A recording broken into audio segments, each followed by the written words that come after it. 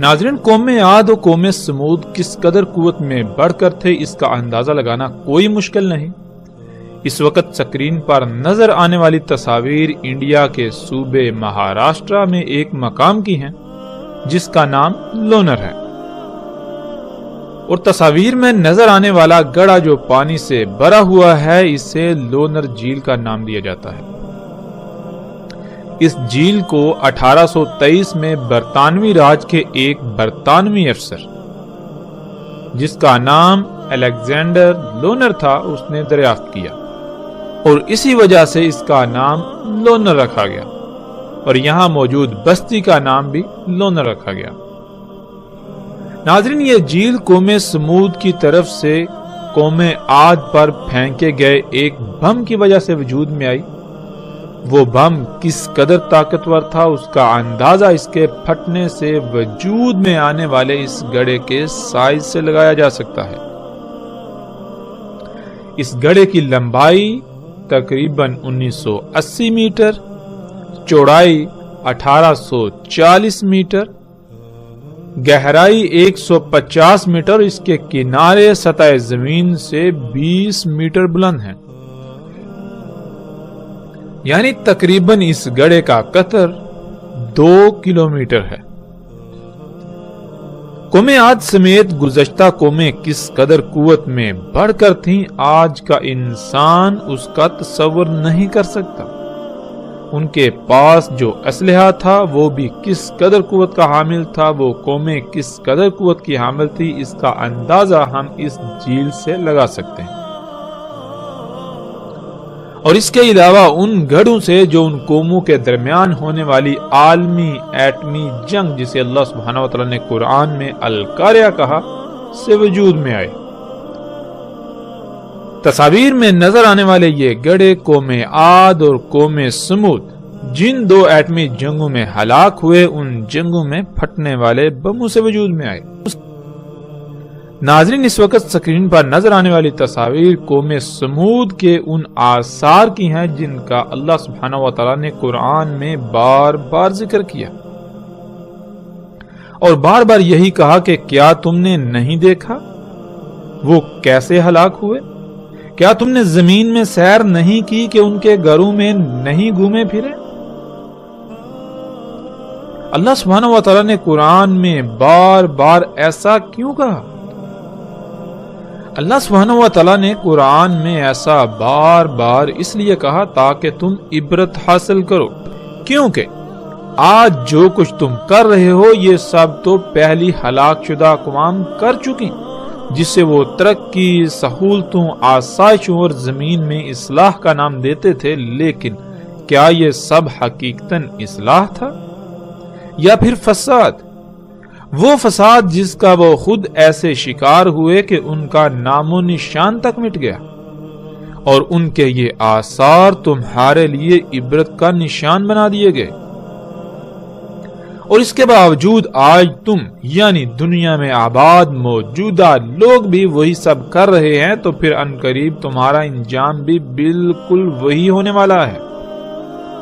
ناظرین، قوم سمود کے چٹانوں میں تراشیدہ ان گھروں کو دیکھیں تو سوال یہ پیدا ہوتا ہے کہ کیا آج کے انسان جو ترقی اور ٹیکنالوجی کے نام پر بڑے بڑے دعوے کر رہے ہیں، ان سب ایجادات کے باوجود، ایسی جدید ترین ٹیکنالوجی کے باوجود، ایسی ہی چٹانوں میں ایسے گھر تراشے جا سکتے ہیں؟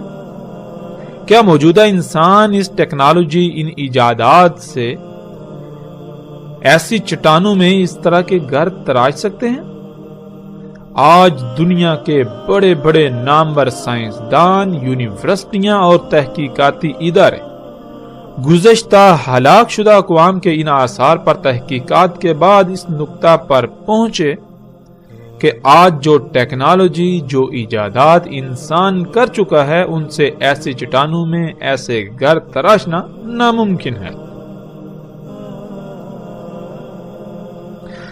موجودہ انسان اس کا تصور بھی نہیں کر سکتے۔ پھر ان کا مزید یہ کہنا ہے کہ اول تو یہ کام انسان کا نہیں، اور اگر اس بات کو تسلیم کر لیا جائے تو جن انسانوں نے یہ گھر تراشے وہ ٹیکنالوجی میں موجودہ انسانوں سے بہت بڑھ کر تھے، جن کا تصور موجودہ انسان کے بس سے باہر ہے۔ قرآن میں اللہ سبحانہ وتعالی نے یہ بات واضح کر دی کہ زمین کا اختیار انسان کو دیا گیا، نہ کہ اس کے علاوہ کسی دوسری مخلوق کو۔ تو یہ سب کچھ ان قوموں کا کیا درا ہے جو اپنے انہی مفسد اعمال کے سبب ہلاک ہو کر صفحہ ہستی سے مٹ چکے، جس سے یہ بات روز روشن کی طرح عیاں ہے کہ یہ سب گزشتہ انسانوں کے ہی اعمال ہیں۔ جب یہ سب انسانوں کے ہی آثار ہیں اور وہ ٹیکنالوجی میں ناقابل تصور حد تک موجودہ انسانوں سے بڑھ کر تھے، اس کے باوجود جب ہلاکت آئی تو کچھ بھی ان کے کام نہ آیا، تو موجودہ انسانوں کا عنقریب کیا انجام ہونے والا ہے یہ بھی پھر ڈکا چھپا نہیں۔ موجودہ انسانوں کے ساتھ بھی بالکل ویسا ہی ہونے والا ہے۔ ناظرین، پھر سوال یہ پیدا ہوتا ہے کہ قوم سمود نے ایسی سخت ترین چٹانوں میں ہی گھر کیوں تراشے؟ موجودہ انسانوں کی طرح گھر کیوں نہیں بناتے تھے، اور اس کی وجوہات کیا تھیں؟ تو اس کا جواب بھی اللہ سبحانہ و تعالیٰ نے بار بار قرآن میں دیا کہ جیسے آج موجودہ انسان آہستہ آہستہ مختلف مراحل کو طے کرتے کرتے ایک طویل مدت کے بعد اس مقام پر پہنچے، بالکل اسی طرح گزشتہ ہلاک شدہ اقوام بھی آہستہ آہستہ ایک لمبی مدت کے بعد اس مقام پر پہنچی تھی جب وہ ہلاکت کا شکار ہوئے۔ جیسے آج انسان کے اپنے ہی اعمال کے رد عمل میں آنے والی تباہیوں سے بچاؤ کی غرض سے انسان ایسے اقدامات کرتا ہے، یعنی جیسے آج زلزلے دن بہ دن بڑھ رہے ہیں تو ان سے بچاؤ کی غرض سے زلزلہ پروف گھر تعمیر کر رہا ہے، سیلابوں اور طوفانوں سے بچنے کے لیے ویسے ہی مسکن بنا رہا ہے، تباہ کن جنگوں میں تباہ کن ہتھیاروں سے بچنے کی غرض سے زمین دوز بنکر یا ایسی عمارتیں بنا رہا ہے جو اسے ان جنگوں میں استعمال ہونے والے بموں کی تباہی سے محفوظ رکھ سکیں۔ تو بالکل اسی طرح قوم عاد اور قوم سمود نے ایسے گھر بنائے۔ تو بالکل اسی طرح قوم عاد و سمود نے اگر ایسے گھر بنائے تو وہ ان ایٹمی ہتھیاروں سے بچاؤ کی غرض سے جن کا خوف انہیں لاحق رہتا تھا، اور بالآخر جب وہ تباہی آئی تو کچھ بھی ان کے کام نہ آیا۔ ان کے شہر بھی موجودہ انسانوں کی طرح تھے، ان کی تعمیرات بھی، لیکن جو چٹانوں میں انہوں نے گھر تراشے وہ صرف اور صرف ایٹمی حملوں سے بچاؤ کی خاطر، بالکل اسی طرح جیسے آج پوری دنیا میں ممکنہ ایٹمی حملوں سے بچاؤ کی خاطر چٹانوں میں اور زمین دوز بنکرز بنائے جا رہے ہیں۔ تو جب گزشتہ اقوام ٹیکنالوجی سمیت ہر لحاظ سے موجودہ انسانوں سے ناقابل تصور حد تک بڑھ کر تھیں، اس کے باوجود ان کا انجام کیا ہوا؟ وہ صفحہ ہستی سے مٹ گئے، کچھ بھی ان کے کام نہ آیا۔ جو کچھ بھی انہوں نے بنایا تو کیا موجودہ انسانوں کے کچھ کام آئے گا جو کچھ یہ بنا رہے ہیں؟ اس کے باوجود کہ یہ انہیں مسیحا سمجھ رہے ہیں، بالکل اسی طرح جیسے وہ بھی اپنی ان ایجادات کو مسیحا سمجھتے رہے، لیکن یہ سب دجال محض دھوکہ ثابت ہوا۔ یہ تمام کی تمام ایجادات جن کو انسان اصلاح کا نام دیتا ہے، لیکن اللہ سبحانہ و تعالیٰ قرآن میں بار بار انہیں فساد قرار دیتا ہے۔ انسان انہیں اپنے لیے مسیحا سمجھتا ہے، لیکن قرآن میں اللہ سبحانہ و تعالیٰ نے انہیں بار بار محض ایک دھوکہ قرار دیا، جس دھوکے کا شکار پہلی بھی 6 اقوام ہو کر صفحہ ہستی سے مٹ چکی، اور نبی علیہ السلام نے اسے دجال کہا کہ انسان انہیں اپنے لیے مسیحا سمجھیں گے، لیکن حقیقت میں یہ مسیحا نہیں بلکہ دجال ہے۔ یعنی ان ایجادات کی حقیقت وہ نہیں ہوگی جو نظر آئے گی، جو دکھائی جائے گی۔ نظر آنے میں تو یہ مسیحا نظر آئیں گی، فائدے کی اشیاء نظر آئیں گی، آسائشیں، سہولتیں نظر آئیں گی، لیکن حقیقت میں یہ فساد عظیم ہوگا۔ وہ فساد جس سے دنیا کی ہر شے میں خرابیاں ہو جائیں گی، یوں انسان کے اپنے انہی اعمال کے سبب اس پر تباہیاں مسلط ہوں گی، یہاں تک کہ اتنی بڑی بڑی تباہیاں کہ موجودہ انسانوں کا نام و نشان تک صفحہ ہستی سے مٹ جائے گا۔ تو سوال یہ پیدا ہوتا ہے کہ کیا یہ سب مسیحا ثابت ہوا یا دجال، ایک عظیم ترین دھوکہ جس کا شکار تقریباً تمام کے تمام انسان ہو چکے ہیں۔ ناظرین، اس وقت سکرین پر نظر آنے والی تصاویر قوم لوط اور اخوان لوط کی ہیں۔ قوم لوط جو کہ بے حیائی اور فحاشی کا نمونہ بن چکی تھی، تو ان کا انجام کیا ہوا؟ ان پر جلتی ہوئی گندک کی بارش ہوئی۔ ناظرین، سوال یہ پیدا ہوتا ہے کہ کوئی قوم اس قدر بے حیا اور فحاش کیسے بن سکتی ہے کہ ان میں رائی برابر بھی کوئی جھجک نہ رہے اور وہ کھلم کھلا بدکاری کرنے میں اپنا کوئی ثانی نہ رکھتی ہو۔ آج اگر بات کی جائے مغربی معاشروں کی، تو اس قدر بے حیائی ان میں بھی نہیں جس قدر قوم لوط میں تھی۔ آج جب مغربی معاشروں کو دیکھا جائے تو جس قدر آج ان میں بے حیائی موجود ہے، تو سوال یہ پیدا ہوتا ہے کہ یہ کیوں کر ممکن ہوئی؟ کیا یہ قومیں شروع سے ہی ایسی تھی؟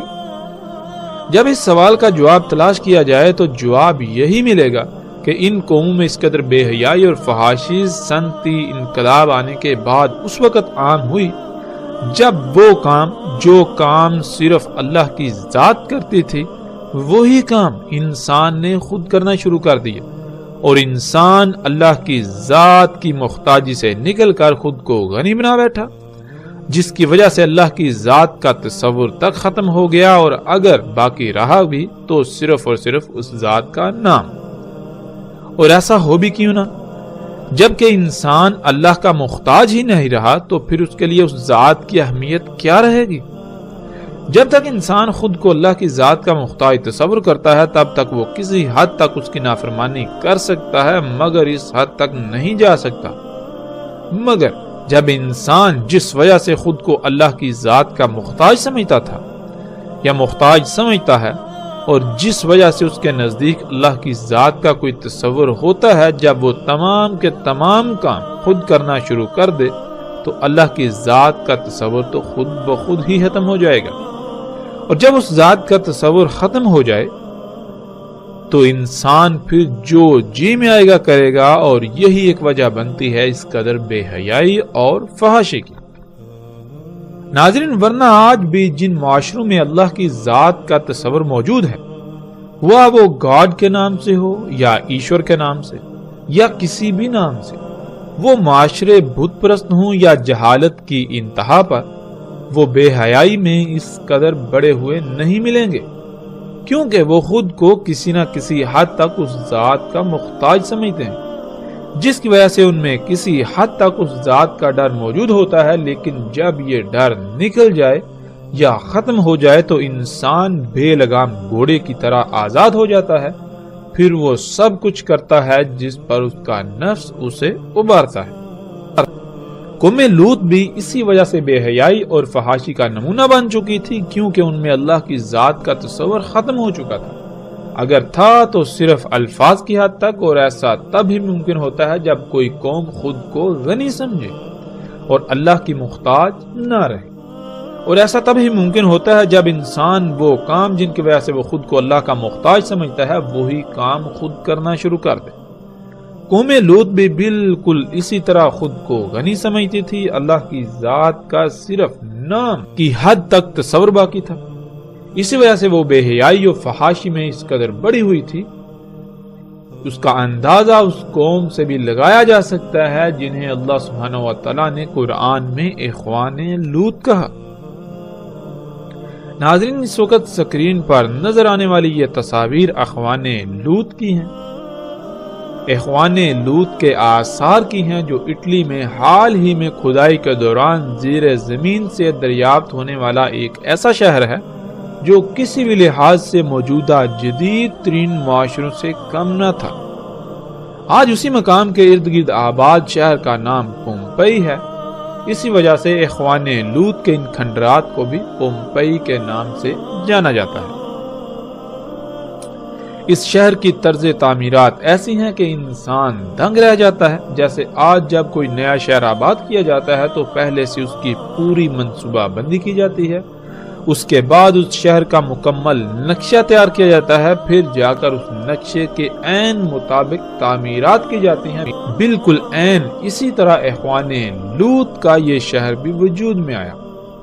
اس تباہ شدہ شہر کی گلیاں، سڑکیں اور گھروں کی طرز تعمیر چیخ چیخ کر یہ بتاتے ہیں کہ یہ شہر نہ صرف انتہائی جدید طرز پر وجود میں آیا تھا، بلکہ اس کے در و دیوار پر طرح طرح کی مختلف نقش نگاری اس بات کا بھی ثبوت ہے کہ اس وقت بھی زمین سے خام تیل نکالا جاتا تھا، کیونکہ در و دیوار پر نقش و نگار کے لیے استعمال ہونے والا پینٹ خام تیل کے بغیر حاصل کرنے کا کوئی دوسرا ذریعہ نہیں۔ وہ پینٹ صرف اور صرف خام تیل سے ہی حاصل کیا جا سکتا تھا جو ان لوگوں نے اس وقت حاصل کیا تھا، اور عمارتوں کی طرز تعمیر بھی اس بات کا واضح ترین ثبوت ہے کہ یہ عمارتیں بغیر مشینری کے تعمیر کرنا ممکن نہیں تھا۔ اس وقت ان لوگوں کے پاس بھی ایسی ہی یا اس سے بڑھ کر مشینیں تھیں جو آج کے انسانوں کے پاس ہیں۔ اس قوم کی فحاشی کا اندازہ اس شہر کے ہر گھر کے در و دیوار پر کنندہ تصاویر اور نقش و نگار سے لگایا جا سکتا ہے۔ ہم ایسی تصاویر کو نہیں دکھائیں گے۔ اس شہر کے در و دیواروں پر ہر طرف انتہائی فحش تصاویر نظر آتی ہیں۔ نہ صرف تصاویر بلکہ جنسی اعضاء سے مماثلت رکھتے مجسمے جگہ جگہ نصب تھے۔ گھروں میں سجاوٹ تک کے لیے جو بھی اشیاء استعمال کی جاتی تھی وہ بھی جنسی اعضاء سے مماثلت رکھتی تھی۔ ایسا فحش ترین معاشرہ کہ جس کا آج تصور کرنا بھی محال ہے، تو ان کا انجام کیا ہوا؟ اخوان لوط کا یہ جدید ترین سہولتوں سے مزین شہر اچانک پھٹنے والے لاوے کی لپیٹ میں آ گیا۔ لاوا پھٹنے سے جو جس حال میں تھا اسی حال میں راکھ تلے دب گیا۔ کوئی جنسی حاجت کو پورا کرنے میں مصروف تھا تو کوئی کام کاج میں مصروف۔ جو گھروں سے باہر تھے تو وہ بھاگنے لگے جان بچانے کے لیے، لیکن کون تھا جنہیں اللہ کی پکڑ سے بچانے والا تھا؟ ناظرین، پھر وہی سوال کہ وہ کون سی شے تھی جس کے دجل کا وہ ہلاک شدہ قومیں شکار ہو گئی؟ کون سی وجوہات ہیں جن کی بنا پر کوئی قوم اجتماعی سطح پر فحاشی و بے حیائی میں اس قدر بڑھ جائے کہ اپنا کوئی ثانی نہ رکھتی ہو؟ وہ کون سی وجوہات یا اشیاء ہیں جن کی موجودگی میں انسان اللہ سے بے نیاز ہو جاتا ہے، وہ اللہ کی محتاجی سے نکل کر خود کو خود مختار سمجھتا ہے؟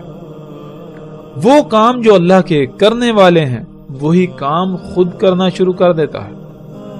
تو ایک ہی جواب سامنے آئے گا ان تمام کے تمام سوالات کا، وہ یہ کہ جب انسان اس سطح پر آ جائے جہاں آج موجودہ قوم ہے، جب مشینیں حاصل ہو جائیں جن سے انسان خالق کے کرنے والے کام بھی خود کرنا شروع کر دے، تو یہی ایجادات، یہی مشینیں، یہی ٹیکنالوجی، یہی صنعتی انقلاب ہی وہی دجال ہے جس کے دجل کا وہ قومیں شکار ہو گئیں۔ جب ہلاکت آئی تو کچھ بھی ان کے کام نہ آیا۔ یہ سب کا سب دجال ثابت ہوا، حالانکہ وہ اسے اپنے لیے مسیحا سمجھتے رہے۔ ناظرین، سکرین پر نظر آنے والی یہ تصاویر ان مثلث نما عمارتوں کی ہیں جو آج بھی مصر میں موجود ہیں، اور یہ مثلث نما عمارتیں آل فرعون کے آثار ہیں جو تقریباً آج سے 4000 سال پہلے سمندر میں غرق ہو کر ہلاک ہوئے۔ یہ مثلث نما عمارتیں اس وقت دنیا کے 7 عجائبات میں سے ایک ہیں۔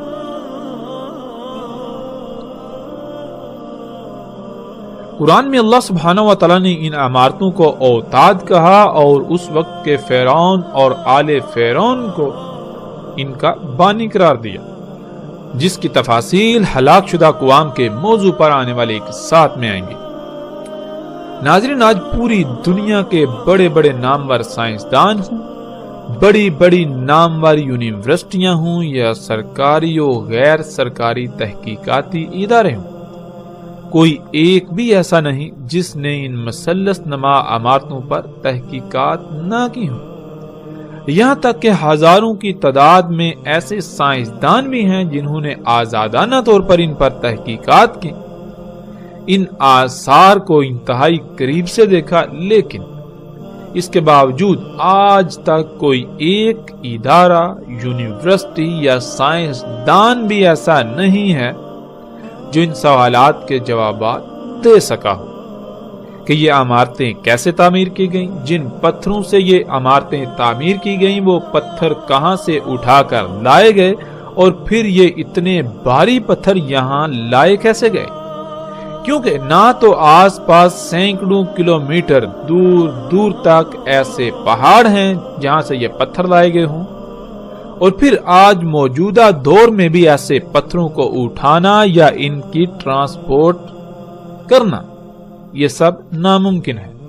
اس کے باوجود کہ آج موجودہ انسان خود کو بہت ترقی یافتہ ہونے کا دعوے دار ہے، آج اتنی بڑی بڑی غیر معمولی مشینوں، ایجادات اور ٹیکنالوجی کے باوجود ایسی عمارتوں کی تعمیر ناممکن ہے، لیکن کچھ ایسے تحقیقاتی ادارے ہیں جو یہ کہتے ہیں کہ اگر کوشش کی جائے تو اتنے حجم اور اس طرح کی محض عمارتیں بنانے کی کوشش کی جائے تو نہ صرف ان پر خربوں ڈالرز اخراجات آئیں گے، بلکہ کم سے کم 500 سال سے زیادہ عرصہ درکار ہوگا، اور وہ بھی صرف ایک عمارت پر، اور وہ صرف اس ڈیزائن میں محض پتھروں کی عمارتوں پر اخراجات اور وقت کا استعمال ہوگا۔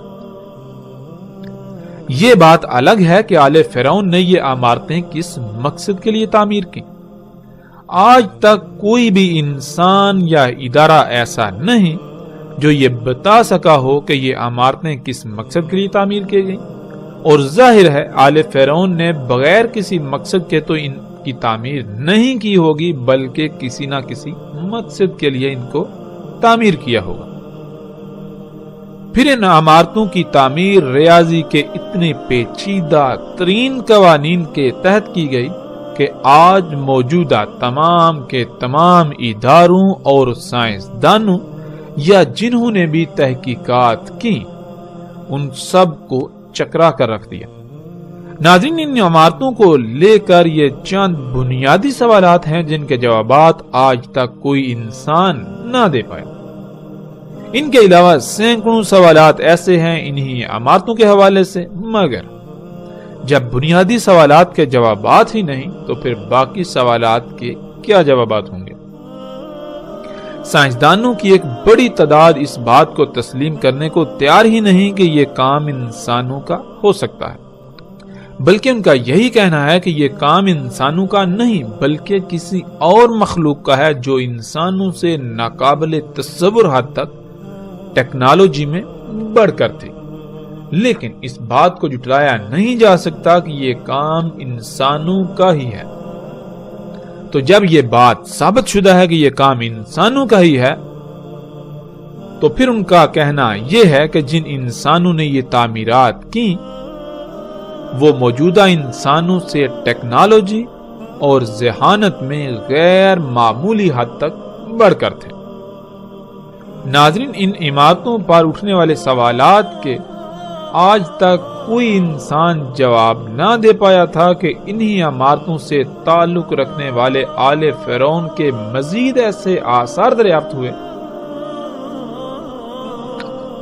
جن کی تعمیرات بھی غیر معمولی ہیں، اور جب ان کے در و دیوار پر نگاہ دوڑائی جائے تو ان پر ایسی تصاویر کنندہ ہیں جو انسان کے رونگٹے کھڑے کر دیتی ہیں۔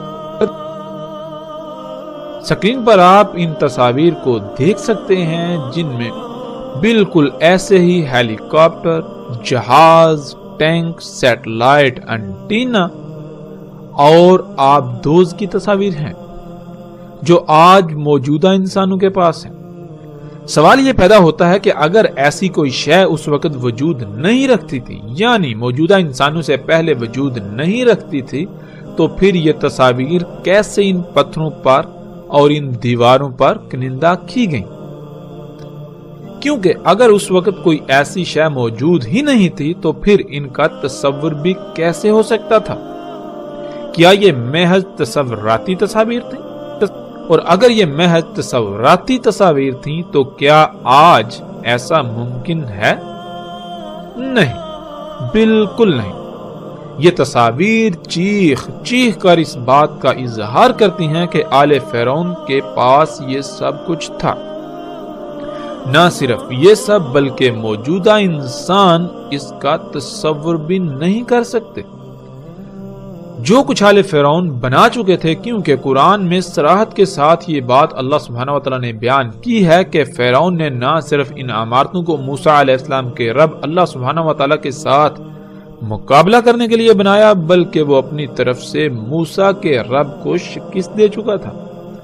اس کے بعد وہ موسیٰ علیہ السلام اور بنی اسرائیل کے پیچھے پڑا انہیں قتل کرنے کے لیے کہ موسیٰ کے رب سے تو نبٹ چکا، اب موسیٰ کی باری ہے۔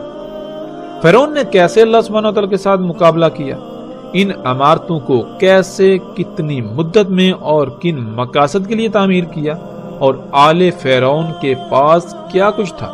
ان تمام سوالات کے جوابات ہم آگے جا کر ہلاک شدہ اقوام کے موضوع پر آنے والے ایک ساتھ میں تفاصیل کے ساتھ دیں گے، اور ایسے ایسے رازوں پر سے پردہ اٹھائیں گے جو آج تک راز ہی رہے۔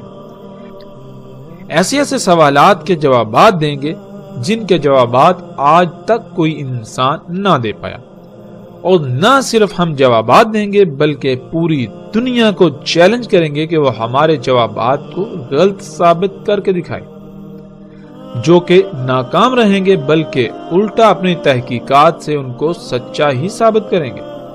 یہ تمام باتیں تو آنے والی ایک ساتھ میں ہوں گی، لیکن یہاں جو بات سامنے آتی ہے وہ یہ کہ جو اللہ کی ذات کے ساتھ مقابلے پر اتر آئے اور پھر وہ یہ سمجھے کہ اس نے اللہ کی ذات کو شکست دے دی، کیا وہ پتھر کے دور کا کوئی انسان ہو سکتا ہے؟ وہ کون سی شے ہے جو انسان کو خالق و مالک سے بالکل بے نیاز کر دے اور الٹا اس کو خالق کے مقابلے پر لا کھڑا کرے؟ وہ کون سی شے ہے جس کی بنیاد پر انسان یہ جرأت کر سکتا ہے کہ وہ خالق و مالک اللہ سبحانہ وتعالی کے ساتھ ببانگے دوہل مقابلے پر اتر آئے؟ وہ ٹیکنالوجی میں کس قدر بڑھ کر تھا، موجودہ انسان اس کا تصور بھی نہیں کر سکتے۔ ناظرین، اور جب ان کی تعمیرات کا ہی آج تک کوئی جواب نہ دے سکا تو پھر یہ کیسے ممکن ہے کہ موجودہ انسان اس بات کا تصور کر سکیں جو کچھ ان کے پاس تھا؟ اللہ سبحانہ وتعالی نے قرآن میں صراحت کے ساتھ کہہ دیا کہ تم ان ہلاک شدہ اقوام کے 10% کو بھی نہیں پہنچے اور نہ ہی پہنچ سکتے ہو۔ یعنی جو کچھ آج تم بنا چکے ہو، جو قوت، یہ جو مشینیں، یہ ٹیکنالوجی، یہ جتنی بھی ایجادات تم کر چکے ہو، یہ ان قوموں کا 10% بھی نہیں، اور نہ ہی تم ان کے 10% کو پہنچ سکتے ہو جو قومیں تم سے پہلے ہلاک ہو چکی۔ قوم عاد، قوم سمود، قوم لوط، اصحاب مدین ہوں یا پھر آل فرعون وغیرہ، ان کے پاس جو کچھ تھا وہ تم سے کئی گنا بڑھ کر تھا۔ وہ سب قومیں آل فرعون سمیت ان ایجادات کو مسیحا سمجھتے تھے، لیکن کیا حقیقت یہی نکلی؟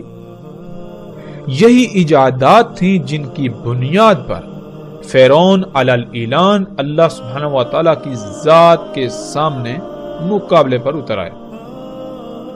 یہ سب فساد تھا، اور اپنے ہاتھوں سے کیے ہوئے فساد سے ان پر ایسی ایسی ہلاکتیں مسلط ہوئیں کہ ان کا نام و نشان تک مٹ گیا۔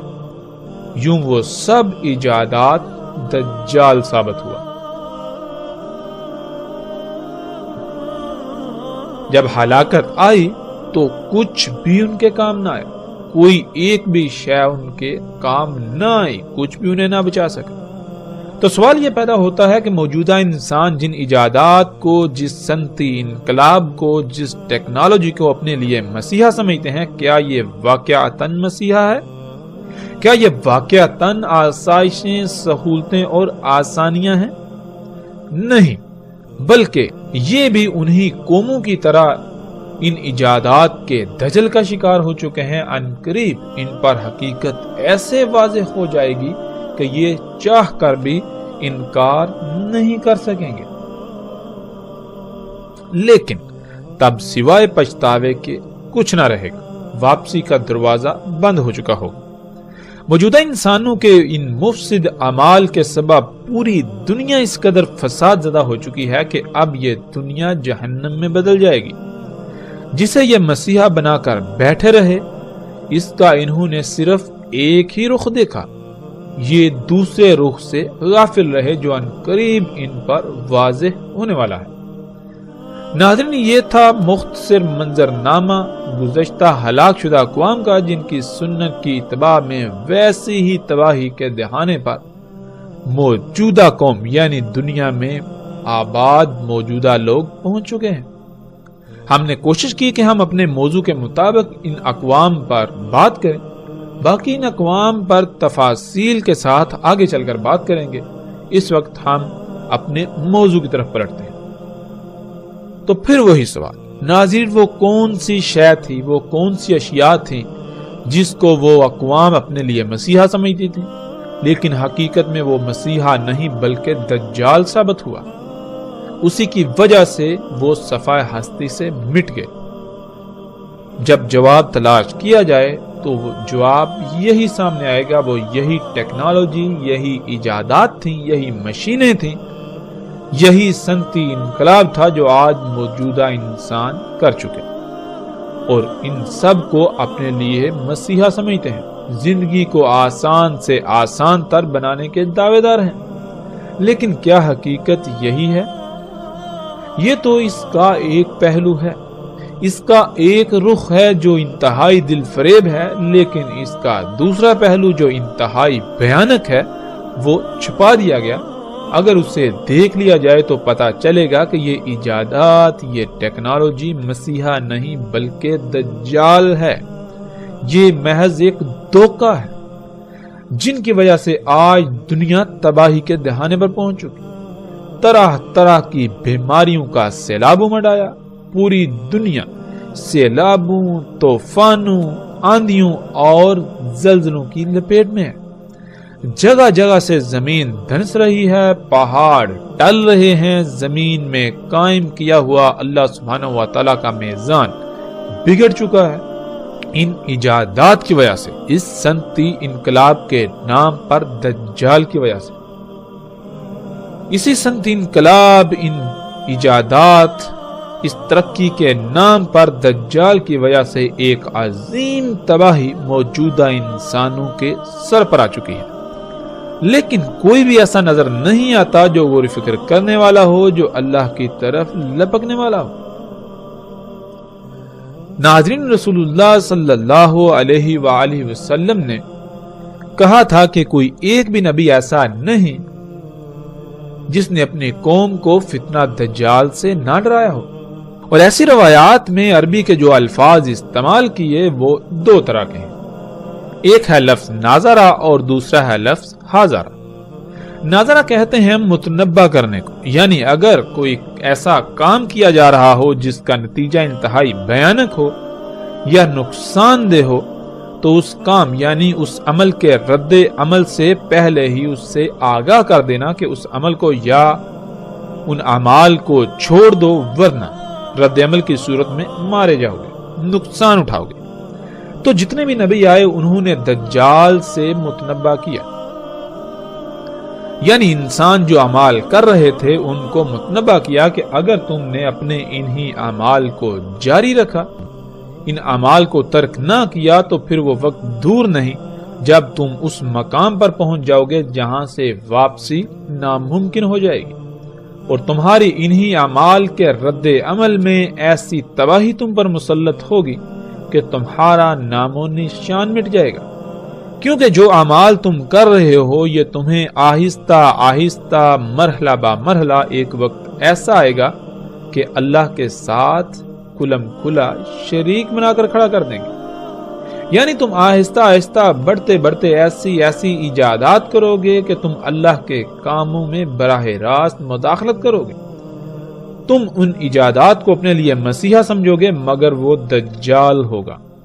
اسی وجہ سے تم پر عظیم ہلاکت مسلط ہوگی، تم پر ساتھ آئے گی۔ ناظرین، ہر قوم جب اللہ کی حدود سے باہر نکلتی ہے تو پھر یہ کائنات اللہ سبحانہ وتعالی نے خلق ہی ایسے کی کہ انسان کے سامنے حادثاتی طور پر راز کھلتے چلے جائیں گے۔ یوں آہستہ آہستہ انسان اس سطح پر پہنچ جائے گا کہ وہ اپنے ہاتھوں سے دجال کو خلق کر بیٹھے گا، جس کا انجام عظیم تباہی کے سوا کچھ نہ ہوگا۔ یہی گزشتہ اقوام کے ساتھ ہوا اور یہی اس موجودہ قوم کے ساتھ ہوا، اور اب عظیم تباہی سر پر آ چکی ہے۔ ناظرین، دوسرا لفظ تھا حاضرہ۔ حاضرہ کہتے ہیں اس خطرے کو، اس ڈر کو جو سامنے موجود ہو یا پھر بالکل واضح نظر آ رہا ہو۔ یعنی ہر نبی نے دجال سے ڈرایا، جو ایسا خطرہ تھا، ایسا فتنہ تھا جو موجود تھا۔ جب ہر نبی نے ڈرایا اور متنبہ کیا تو کیا وہ قومیں متنبہ ہوئیں؟ انہوں نے اپنے اعمال کو ترک کر دیا۔ قرآن میں اللہ سبحانہ وتعالی نے بار بار واضح کر دیا کہ نہیں، انہوں نے ہر نبی کی، ہر رسول کی تکذیب کر دی، تو پھر وہ اسی ہلاکت کا شکار ہوئے جس سے ان کو متنبہ کیا گیا تھا۔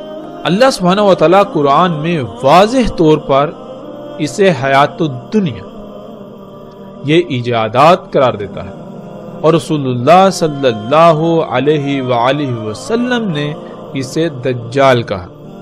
فرق صرف اتنا ہے کہ لفظ دجال اصل عربی کا لفظ نہیں ہے، بلکہ دوسری زبانوں سے عربی میں داخل کیا گیا لفظ تھا، بالکل ایسے ہی جیسے آج آپ کو عربی کے اندر الفاظ کی ایک کثیر تعداد ملے گی جو عربی کے الفاظ نہیں ہیں بلکہ وہ دوسری زبانوں سے داخل ہوئے۔ مثلا جیسے لفظ ٹیکنالوجی ہے تو آج عربی میں وہ داخل ہو چکا اور اسے عربی لہجے میں ٹیکنالوجی کہا جاتا ہے۔ جیسے ہی تھوڑا وقت گزرے تو آئندہ آنے والی نسلیں یہ ماننے کو تیار ہی نہیں ہوں گی کہ یہ لفظ ٹیکنالوجی عربی کا لفظ نہیں ہے، بلکہ ان کے لیے یہ لفظ عربی کا ہی کہلائے گا اور انہیں نظر آئے گا۔ بالکل اسی طرح اس وقت لفظ دجال، جو کہ اصل عربی کا لفظ نہیں ہے، یہ کسی دوسری زبان کا لفظ تھا جو اس وقت عام استعمال ہوتا تھا، اور قرآن میں اللہ سبحانہ وتعالی نے لفظ غرور استعمال کیا جو کہ خالص اصل عربی کا لفظ ہے، لیکن اس وقت اس کا استعمال عام نہیں تھا، بلکہ اسی طرح جیسے قرآن میں لفظ الانفال آیا، جب یہ لفظ عربوں کے سامنے آیا تو وہ اس لفظ سے ہی واقف نہ تھے، تو سوال کر دیا کہ یہ انفال کیا ہے، تو صرف لفظ انفال کی وضاحت کے لیے پوری سورت انفال نازل ہوئی۔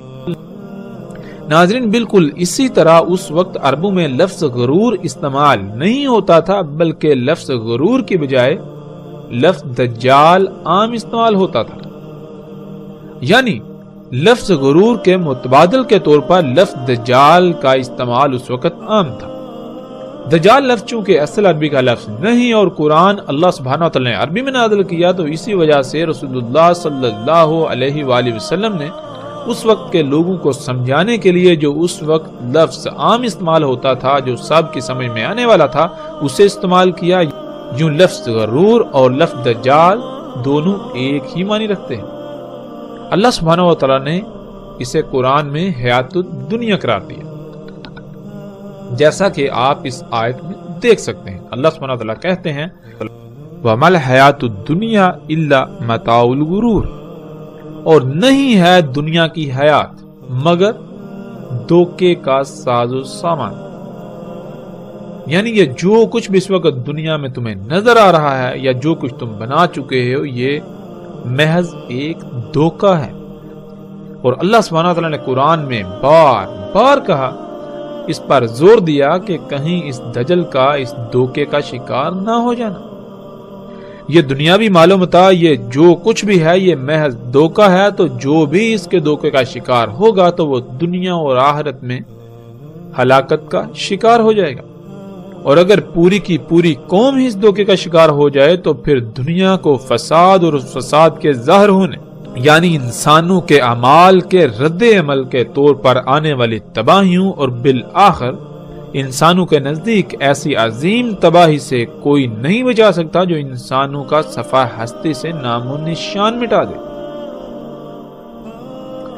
ناظرین، الحمدللہ ہم نے قرآن سے یہ جان لیا کہ وہ کون سی شے تھی جس سے تمام کے تمام نبیوں نے متنبع کیا۔ وہ یہی ٹیکنالوجی تھی، یہی ایجادات تھی، یہی دنیاوی مال و متاع تھا، اور انہی ایجادات کے سبب آنے والی عظیم تباہی سے متنبع کیا۔ تو پھر یہ کیسے ممکن ہو سکتا ہے کہ دجال اس کے علاوہ کچھ اور ہو؟ ایسا ممکن ہی نہیں کہ دجال اس کے علاوہ کوئی اور شے ہو۔ اب اصل سوال یہ ہے کہ اگر دجال یہی ایجادات ہیں، یہی صنعتی انقلاب ہے، تو کیا محمد رسول اللہ صلی اللہ علیہ وآلہ وسلم نے ان ایجادات کو دجال کہا؟ اور اگر ان کو دجال نہیں کہا تو کم از کم اتنے غیر معمولی امور کے بارے میں رسول اللہ صلی اللہ علیہ وآلہ وسلم نے کچھ نہ کچھ تو ضرور بتایا ہوگا۔ کیا یہ ایسا ممکن ہے کہ اتنے غیر معمولی امور جن کا آج سے چند صدیاں پہلے تصور کرنا بھی ممکن نہیں تھا، ان کے بارے میں رسول اللہ صلی اللہ علیہ وسلم نے کچھ بتایا نہ ہو؟ ایسا ممکن ہی نہیں۔ اگر ان کو دجال نہیں کہا تو پھر ان کو کیا کہا؟ کچھ نہ کچھ تو ضرور کہا ہوگا۔ ان ایجادات کے بارے میں کیا آج تک ہمیں بتایا گیا؟ کیا آج تک ہم نے یہ سوال اٹھایا؟ اگر نہیں تو کیوں؟ اللہ کے فضل سے اب ہم یہ جانیں گے کہ ان ایجادات کے بارے میں محمد رسول اللہ صلی اللہ علیہ وآلہ وسلم نے کیا کہا۔ جب قرآن ان ایجادات کو دجال کہہ رہا ہے تو پھر کیا محمد رسول اللہ صلی اللہ علیہ وآلہ وسلم نے بھی انہیں دجال کہا؟ اب ہم آتے ہیں اس طرف اور روایات میں رسول اللہ صلی اللہ علیہ وآلہ وسلم کے الفاظ کو سامنے رکھتے ہوئے تفصیل کے ساتھ اس پر بات کرتے ہیں۔